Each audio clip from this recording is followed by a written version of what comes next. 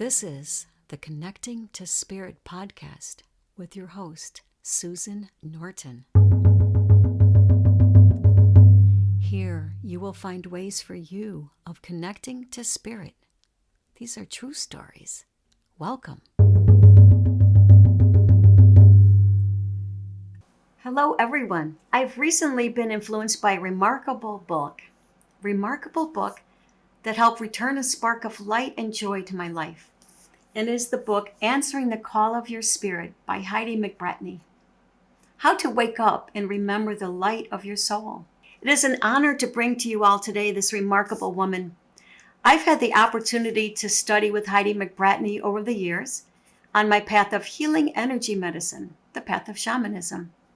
I can honestly say she has had an amazing impact on my life. She's an extraordinary teacher, healer, and shaman.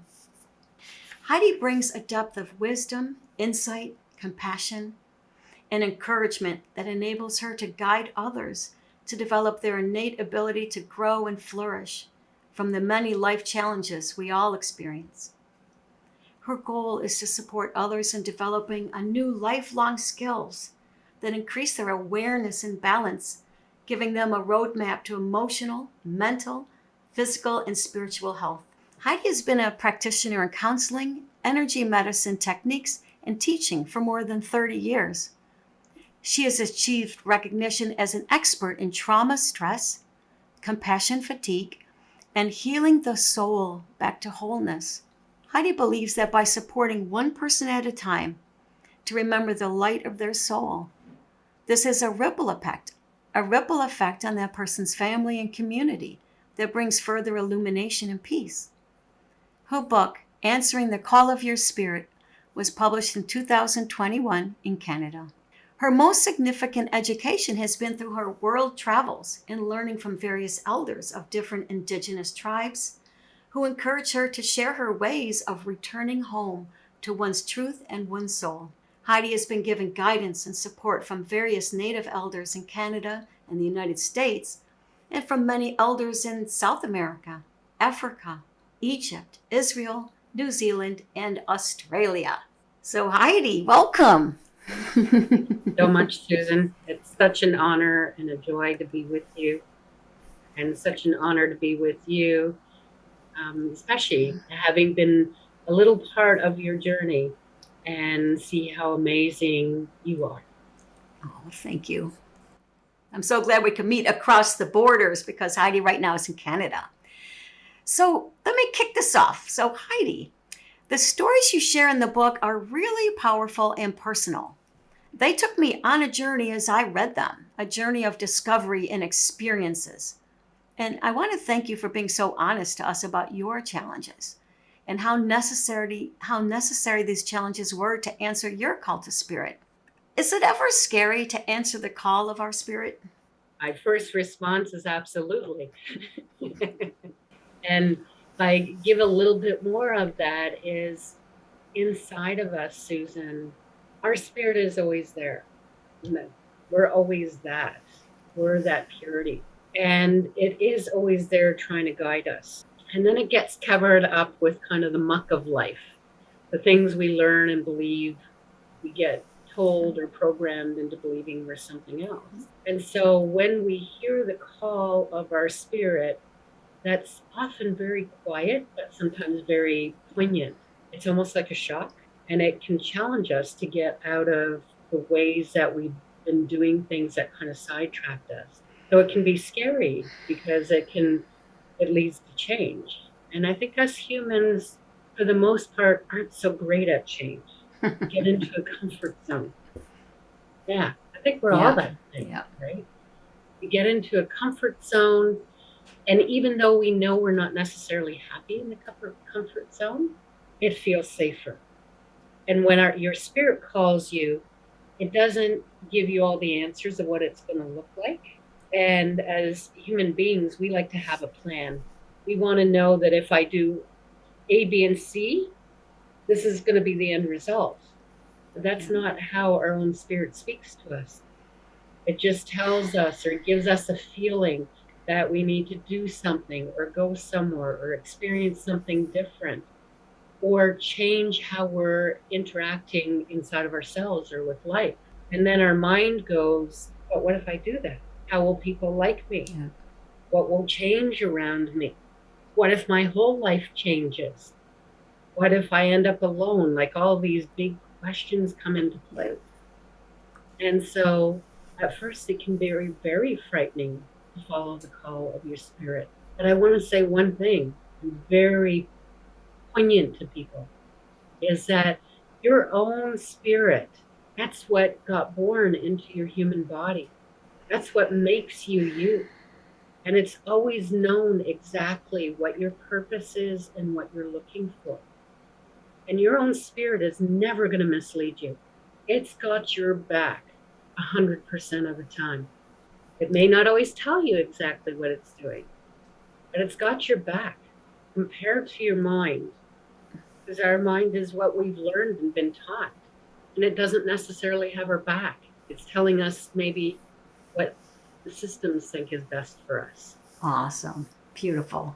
Thank you. I can feel what you're saying. That resonates with me.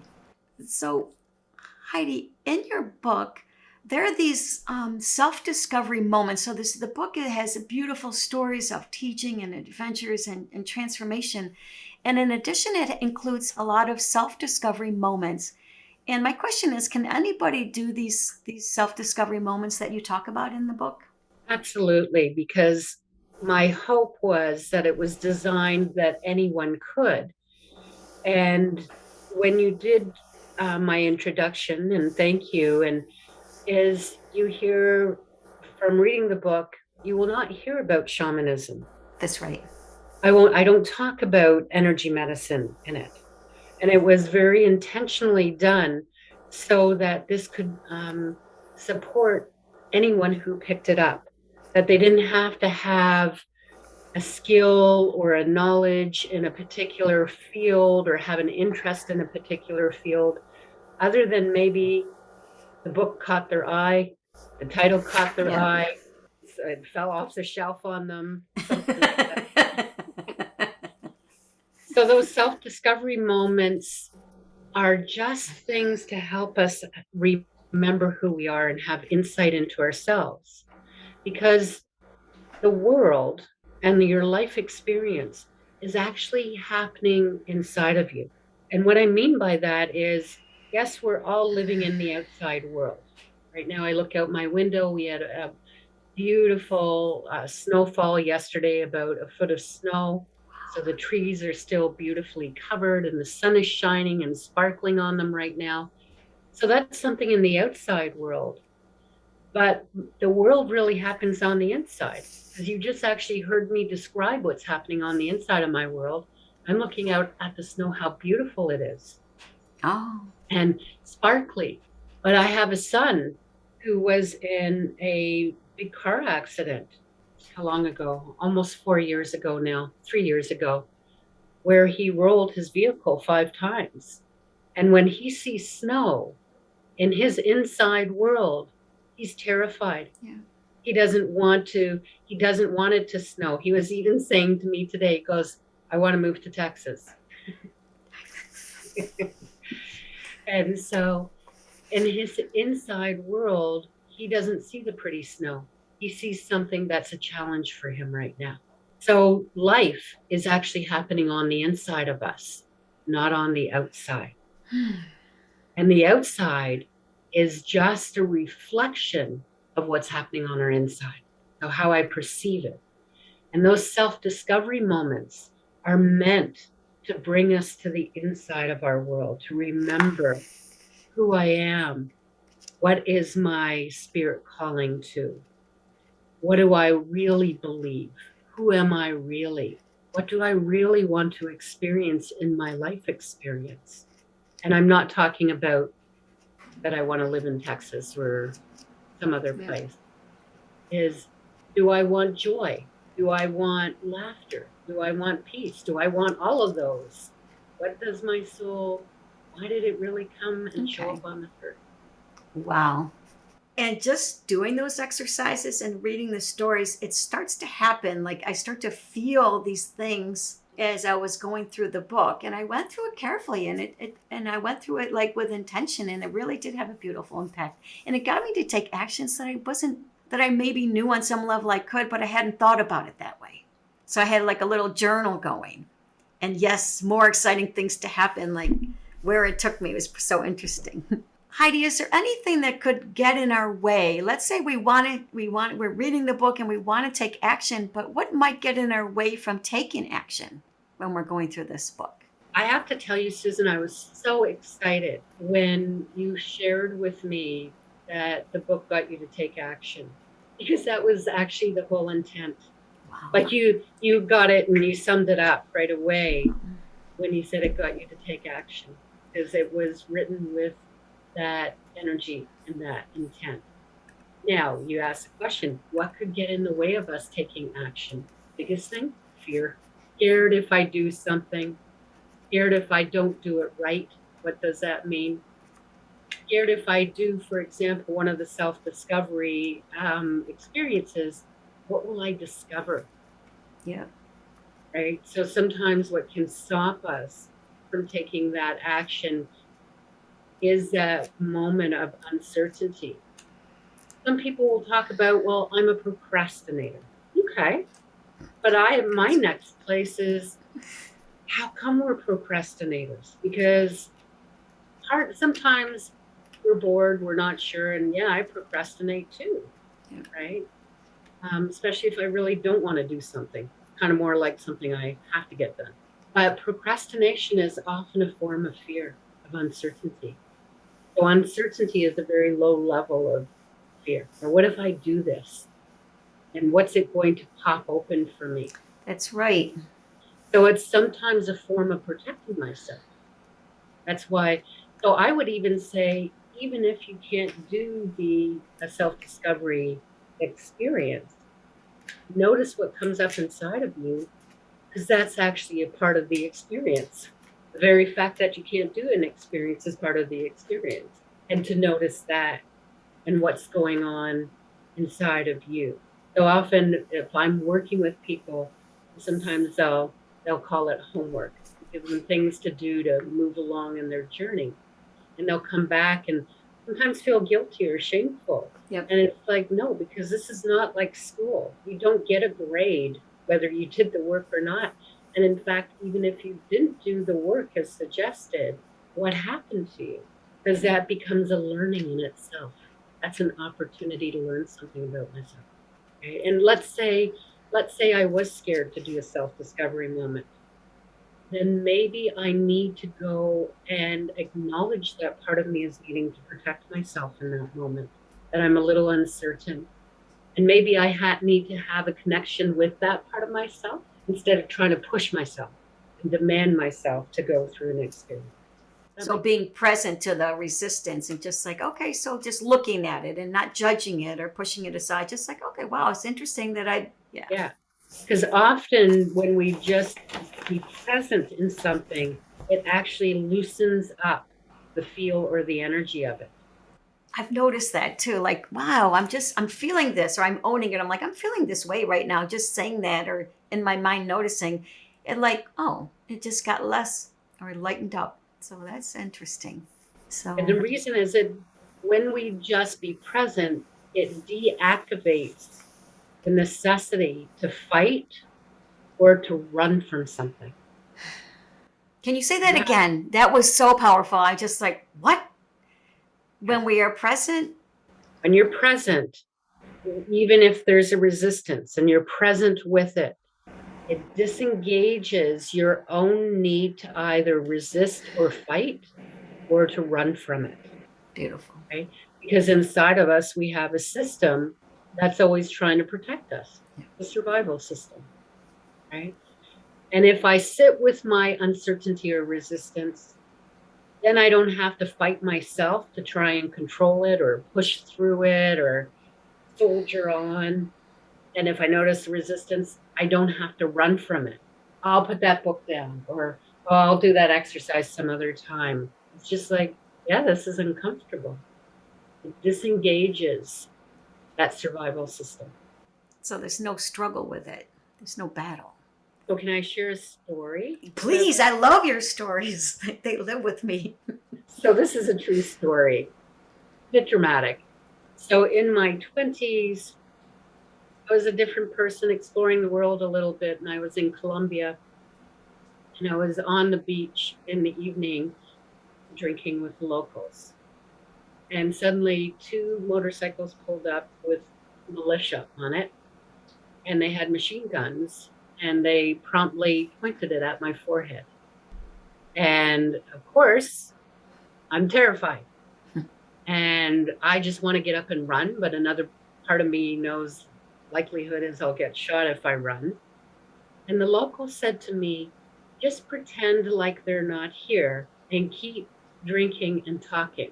Now, part of me wanted to tell them in not so pleasant words where to go, because how is that possible to do when you're terrified and every cell in your body wants to run or disappear from that? And they just kept saying that, keep drinking, have another drink. And I kept doing that. And of course, I'm shaking, I'm shaking having a drink, and everyone can see that. And then after about 5 minutes, which felt like about 2 hours, the militia got back on their motorbikes and left. And that taught me something very valuable about fear, about having to sit in it, to not resist it, but be present with it. So it doesn't take you over and it disengages. And after that, I could kind of go, wow, okay, I'm okay. I didn't try to fight them, which would have caused me to probably get shot. And I didn't run, which would have caused me to get shot. I was just present in my terror and having to act like everything was normal, even though knowing nothing was normal. Wow. I had not heard that story before. There's so much teaching in just experiencing life if we just kind of observe and feel and don't hide, I guess. And so much, you're absolutely it. That's where the experience is, Susan, and how we take it in and how we perceive it and what we do with it. Because that experience could have shut me down to never travel again anywhere in the world, right? I could have gone home and hid under my sheets for the rest of my life. Yeah, that'd be one way to stay safe. Right? And so there's a lot also in what we do in sitting with it and saying, well, what do I want to do with it? Have I ever gone back to Colombia? I have not. I haven't really had the desire to go back, even though I've been to many of the other South American countries. Beautiful. Thank you for sharing that story with us. So I just let's say I'm doing the exercises or the self-discovery moments, and how do I know if I got it right? It's such an interesting question, because I think that's a concept that we have and we've been taught as human beings, because what is right or wrong? And I have to tell you, honestly, I don't totally understand what is right or wrong. I know what is as a human being. So I'm going to come back to your very direct question about how do you know if you got the exercise right or wrong? Well, the exercises, the experiences are really meant to bring you inside yourself, to think about yourself and your life experiences in the way they've been and or in a different way. And so the very fact of someone considering to do one of the self-discovery moments means that they did it right. Like, even if you didn't do it, but you just sat and considered that you would do it, and you didn't have it in you to go through with the whole thing. Even the awareness that I don't have it in me to go through the exercise means that you learn something about yourself. And then let's say you go forward and you do the whole experience. Is that experience, because we said earlier that the world is really happening from your inner self and not from what's happening in the outer self. Even though there's things happening in the world, it's how you're interacting with it. Is if those self-discovery moments help you view or get a different vantage point about yourself or your life experiences, right there, it's done something for you. Because we often think about And we've all heard this, I think, is that it's not the destination, it's the journey. That's a Yeah. common Yeah. theme that's out there. And I want to expand on what that means is, of course, we're wanting to get to a destination. If I'm going to the grocery store, my destination is the grocery store, is to pick up some groceries, right? But what's been my experience in the process of getting there, whether I'm walking or driving, what was my mood like in the process of getting there? What was my experience in the grocery store? Maybe I was just in there and I went and got my groceries and I was out, or maybe I met someone, or one time someone passed out in a grocery store. And so what was I going to do? You know, did I want to involve myself or not? What felt right for me? Yeah. So that's kind of the journey we're talking about, what the process is that we're experiencing on our inner world as we're moving towards our goal. You okay if I share another story? Oh my God, please. Yes. So my very first trip to Peru was in 2007, and I had the intention of getting to a very sacred site that's not gone to a lot because it's a heck of a journey to get there. It's a 2-day intense hike. And after the first day at the base camp, after cresting over kind of one mountain and down it, I realized that I had pulled my hip out of its joint. And that was great. Wow. We had a massage therapist who was there, and so they worked on me, and that was great. And in the morning, I got up and I was limping because my body hurt still from that hip being out of joint. And the person leading the group, unbeknownst to me, had someone go back to the village we started from and got a couple horses. There was also someone who had a respiratory issue going on. And they came and they said, Heidi, I got a horse for you. And I thought, so this is me thinking in my head, that was really nice of you. I didn't ask for it. And I've got to, do this journey. I've got to walk this journey, right? Otherwise, I haven't really done the journey. So now we start the next day, which meant crossing a river and going up the mountain. And I'm going up limping. And the horse is on a rope behind me. Oh my God. And after a while, I kind of go, why am I doing this?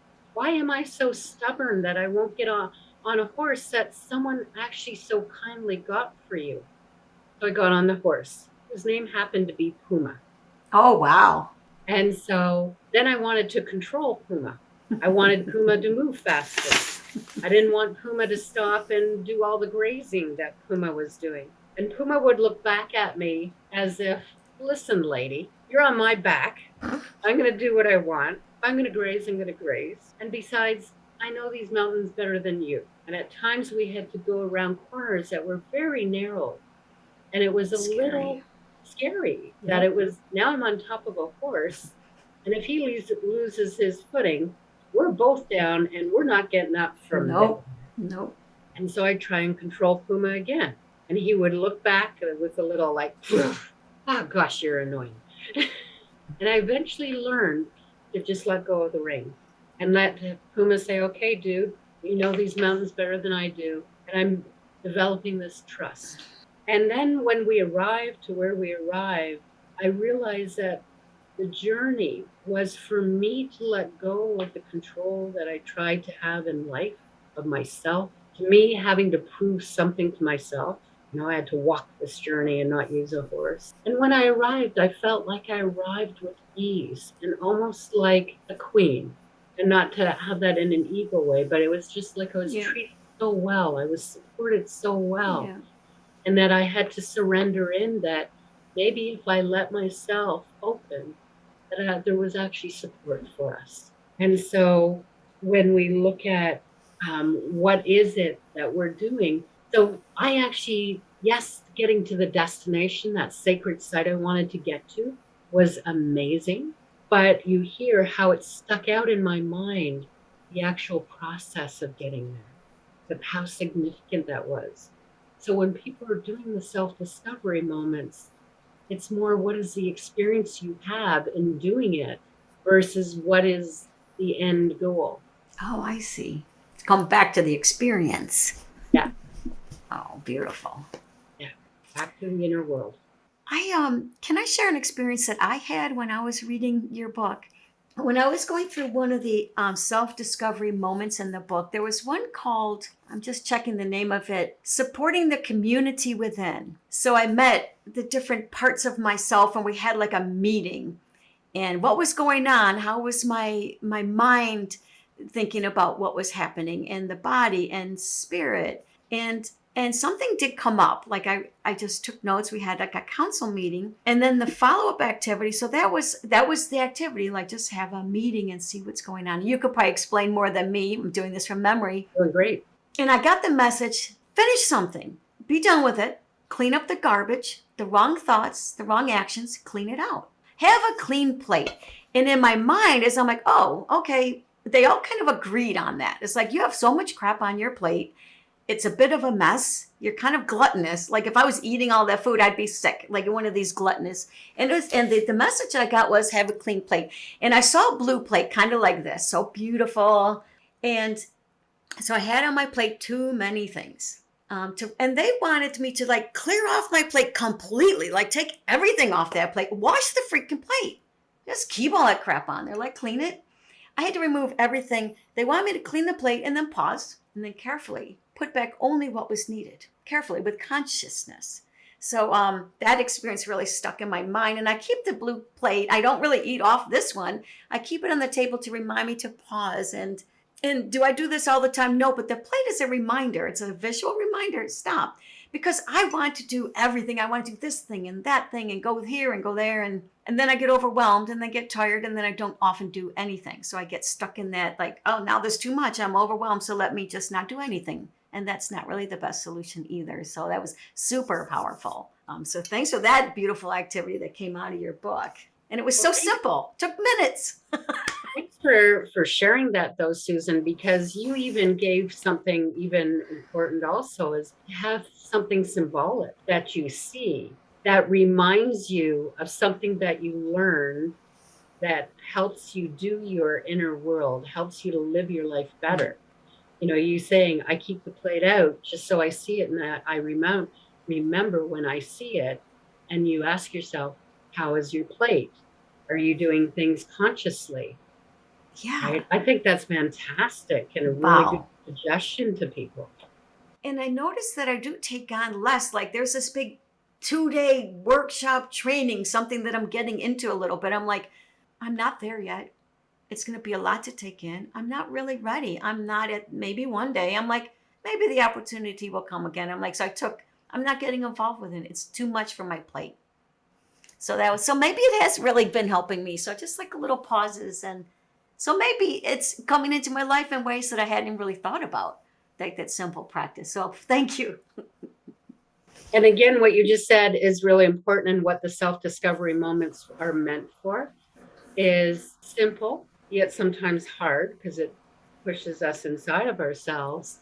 But we want our changes to be subtle versus always feeling, I got to work at it. I got to work at it. Because we all have a lot of stuff to work at. Yeah. And I've actually been trying to eliminate the word work because it feels like a low level energy to me. Like when we think about work, I don't know about you, but it's like, it's heavy. Instead of, boy, I'm looking forward to, or, hey, when I get this done, then I'm going to feel this way. And I like putting ease and joy into the things that I want to do. So I'm going to try to not use that word work as well. Yes. So beautiful. I wanted to ask you, is there a self-discovery moment that you'd like to lead us on, if this is appropriate, or, and you could say no, like I know you're kind of feeling for what's the right thing and you don't have the answer in your head probably. No, I do. So it is the self-discovery moment number 8, and it's called Using the Past to Build a New Future. If you were in the book, it would be on page 69. But maybe what I can do is just lead us through it. Yes. Okay. So I'm going to provide a bit of the template first. So we have an understanding because our mind likes to know what to do. So we're appeasing Yes. the mind, right? And then we're going to go into the experience, which is allowing us to connect with our body and with our spirit. So then we have the whole team kind of participating. Okay. Okay. Yeah. So what we're going to be doing is when I take us all through this, I'm going to ask you to imagine that you're watching the movie of your life. You are a witness, you're in the audience, and it's up on the screen. Okay. And you can have that movie starting at now and going backwards, or as far as back as you remember up to now, or it may just be a little part of that movie of your life, but you're witnessing it. And I want you to notice what you experience and think about the main actor, which will be yourself when you're watching that movie. The reason we do that is be a witness is because when we're witnessing something versus right in it, we're better able to see patterns, Oh, yeah. belief systems, things that repeating themselves over, where sometimes we got stuck in life or experiences that we had in life that took us on a different trajectory, whether that trajectory was, quote, bad or good. And so it just allows us to see what's happening for the main character in a different way. And then once we've done that, so I'm going to give a bit of space for that to happen, a couple of minutes. So it's going to be like a real short movie, and you're going to have pop up what's significant at this time. Then I'm going to have turn it to slightly different, where you become, instead of the one just witnessing the movie, now you are a wise witness or an elder who's looking at this movie and who is sharing some thoughts about this movie, maybe some guidance to the actor, the main actor in that movie, which is you, and saying, hey, if it was about me, I'm watching my own movie. Heidi, did you notice that you tend to do this over and over again in the movie? Maybe you're looking for this, or maybe you're experiencing this, or hey, Heidi, why don't you try this? So why is that important? Is because we named that we're putting the past to build a new future. Is for most of us, we've been told to put the past behind you. Yep. That's a familiar. Put the past behind you. Yep. Right? But you want to put the past beside you or in front of you, because I want to learn from my past experiences. I want to know my pattern, and I want to know how life experiences has changed me, good, bad, or otherwise. And when I can see that, then I can more clearly make a choice versus just being led by my survival system, my fight flight system. So then we step into a place of wisdom. So we're going backwards, bringing the past into the present, but also so it can help us build a new future. I can look at myself differently. Okay. Sounds good. That's the explanation for the mind. Now I'm going to actually take us through the experience. Okay. So what I'm going to encourage all of us to do is, if you close your eyes, it cancels out all of our distractions. And take a deep cleansing breath in through your nose, filling yourself with air, and out through your mouth. And what that deep cleansing breath does is allow us just to be present in this moment. And I want you to imagine that you've chosen to go and watch the movie. And that movie is entitled by your first name. And you're sitting in the movie theater. And the film begins to play.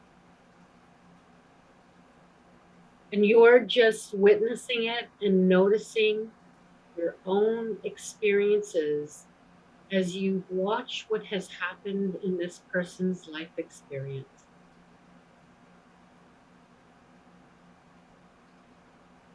You may see the same scene or many different experiences in that person's life history, in your own life history.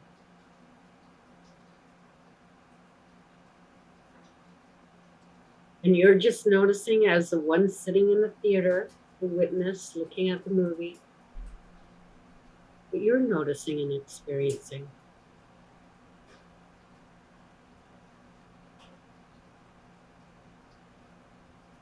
I'm going to stay silent for a minute or two, so you can just notice your reactions to the movie you're watching.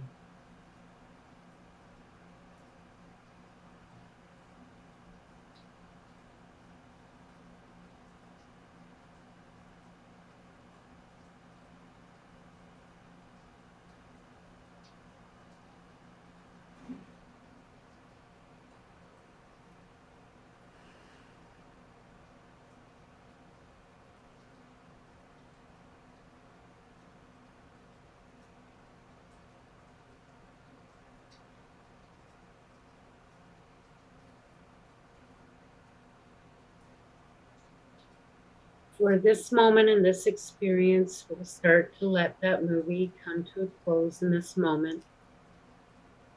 If we were doing this on our own, we would probably take a lengthier period of time. And just notice right now, as the one watching the movie, what your thoughts are about the main character, whose name is yours. What are your thoughts and opinions? Any patterns that you notice or beliefs that they have? What your own spirit feels about that person, that main character, in this moment in time. And just take note of that inside yourself. And now you're going to allow yourself, with what you just noticed in the movie, to become a wise witness or a wise elder that's going to talk to the main character in that movie, that character of who you've been in the past of your life. And as an elder, you're approaching that person with compassion, with care, just showing them and sharing with them your thoughts, anything you notice. In either way, there's no right or wrong, just noticing. And as a wise witness or a wise elder, from a place of compassion, you're sharing with that main character from your past any guidance or suggestion about how to shift, how to listen in a different way, how to challenge maybe some of the things that were in the past, how to have a different view or perception. Becomes an opportunity to make peace with the past and see how it becomes useful in the current moment,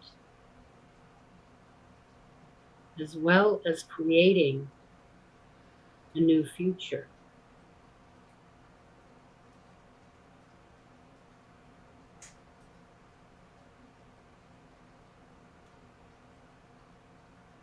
And when you're ready, bring yourself, taking a deep breath, to this current moment, taking in the inner experience, what the wise elder had to say, how the main character is doing, how you as the witness to yourself is doing. Because this also ties into many of these parts are within us, and that is the community within us. They come together and support each other. I wonder And Susan, is there anything that you want to share from that experience that might be helpful for others?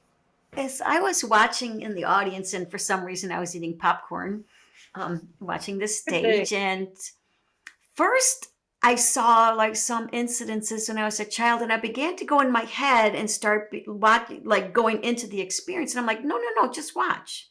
So I had to remind myself, just watch. And and then that shifted something because then I wasn't experiencing the pain or those moments, and it was kind of like, oh, yes. And I had to remind myself, just watch. And there, I saw a lot more good stuff in my past than I had really felt at the time, like my enthusiasm for life and just like this kind of a drive and just playfulness and some incidences with partners and things like that were kind of fun to read, just watch and like wow, that there were some beautiful things that happened, like and and when the wise one came, there wasn't a lot of words, but it felt like the wise one had entered the scene and was comforting that child that had been through so much that was hard, and was like just touching the hair and like, Mm. you're really beautiful, because I was told I was not a real girl. I was told like horrible things. And this one was like, honey, like you are really cool. And like touching the hair and like, and I think they just touched me here in this spirit, and it just, and it was like all of that glory and excitement that I had as a child and as a teenager and then early in life, like they're saying that that's all still there. Like you, here's the steering wheel, and the steering wheel was like soft, like a cushy one, and they're like gently, like okay, and it just, they just showed me there was so much, like just as then is now, except now maybe I'm safer. I don't know, but it was just kind of interesting. It felt very comforting and comfortable to do that. So thank you for leading us through that. You're welcome. And people who have comments or something, let us know, because you can leave comments below and reach out, and I will get the messages back to Heidi so she'll know too. Because it's nice to know that we make a difference, that our work or what we're teaching is bringing something to the world. Like it really helps. It helps me, and I wanted Heidi to know that it helps so much, just as she has helped me in the past and now today. What a gift! Thank you. Yeah. Is there any question, Heidi, that you'd wish I'd ask you? Or something that's coming up that wants to be shared now with this audience of people who are seeking spiritual solutions and joy? What would you tell them? Or I'd say if you had one question, so I'm going to give the question and then answer it, is maybe what was a powerful experience in my own life. okay, And the book shares many of those experiences. yes, And I want to give one that I believe it is in the book, but it's been very impactful for me. And that's the experience of this amazing woman I met for a very short time, maybe 2 hours, in Botswana, in Africa. Her name was Beatrice. At the time, she probably would have been in her late 60s, maybe early 70s. Clearly lived in poverty. So in Botswana, we were out in the desert, lived in a metal shack that was maybe 10 by 12, if we were lucky, in poverty. But she had the biggest smile from ear to ear. And was like, wow, like it was an infectious smile. And she told her life story.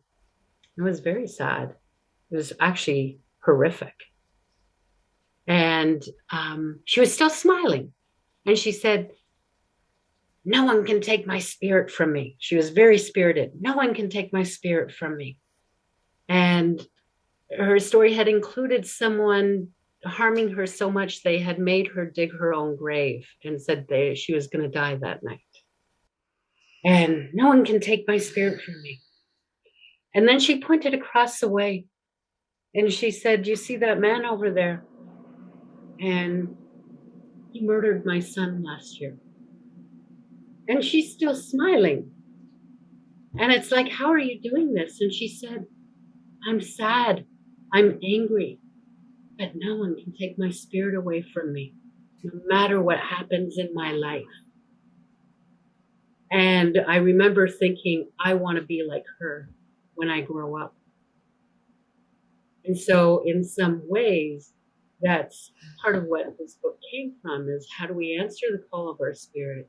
How do we listen to that and keep having the courage to say yes to our journey of life? And to be courage isn't about waiting for feeling, yeah, I got this, rah, rah, rah.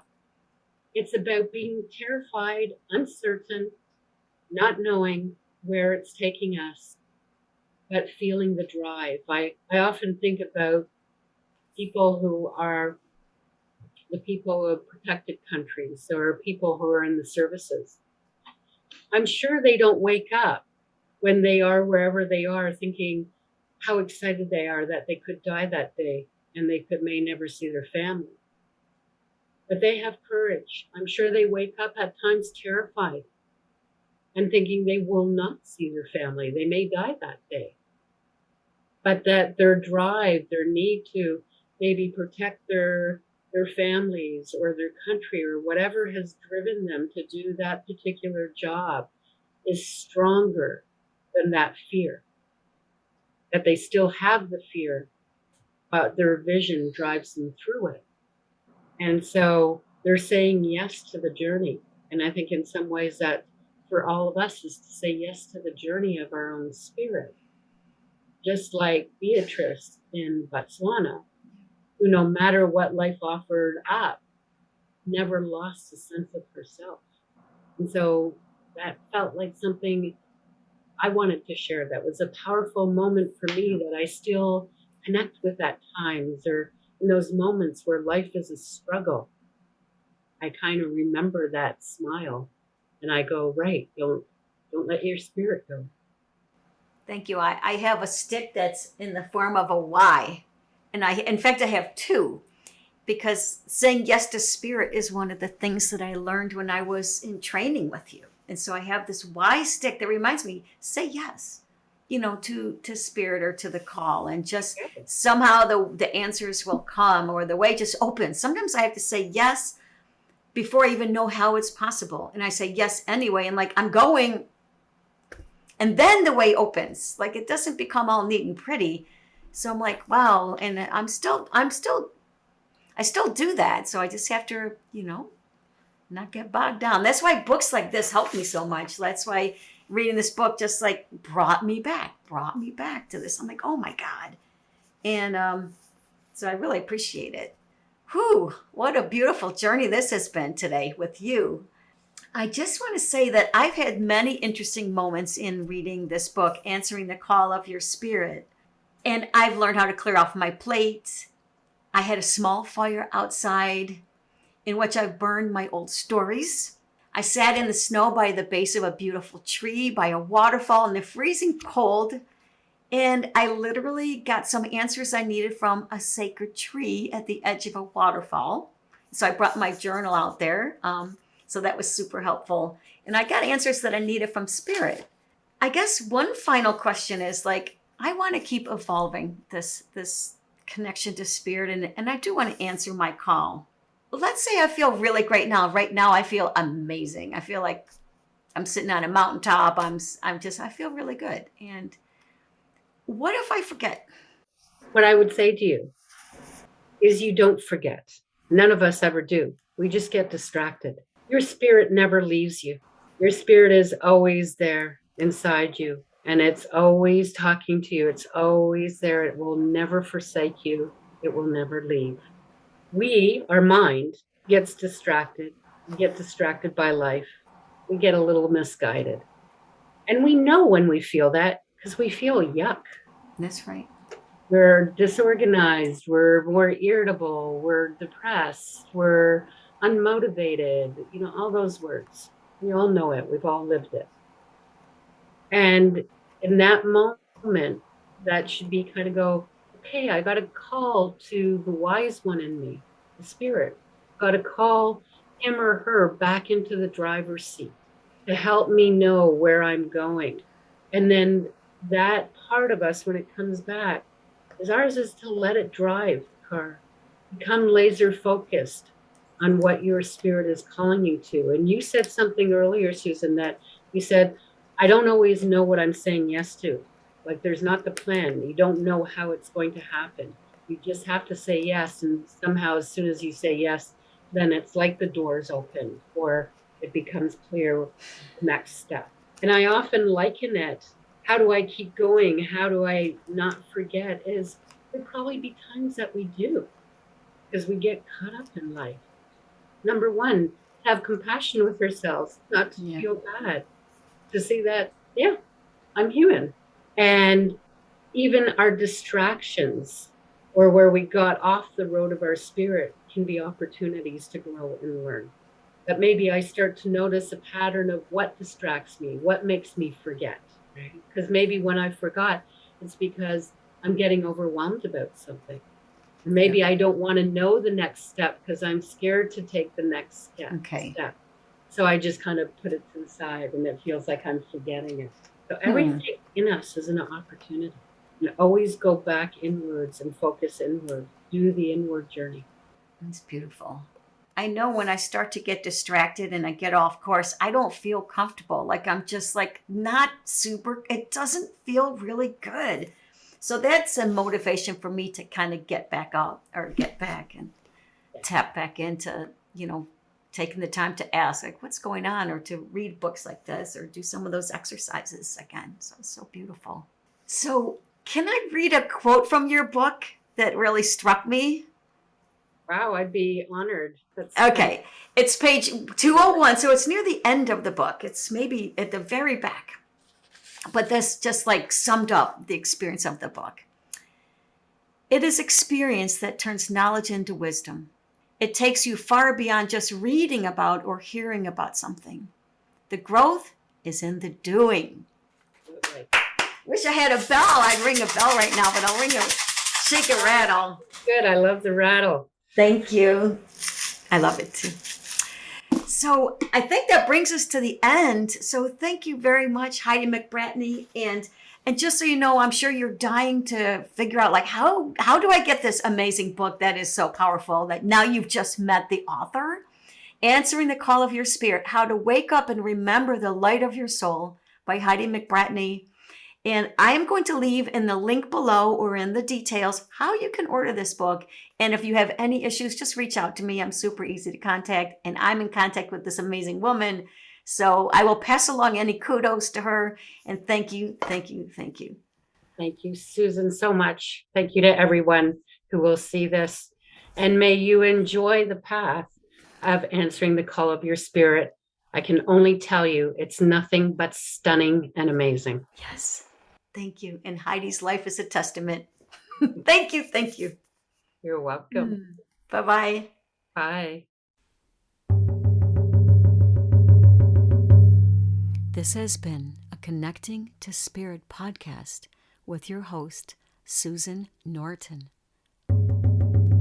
If you like what you heard, visit us at connectingtospirit.com/podcast for more listening adventures.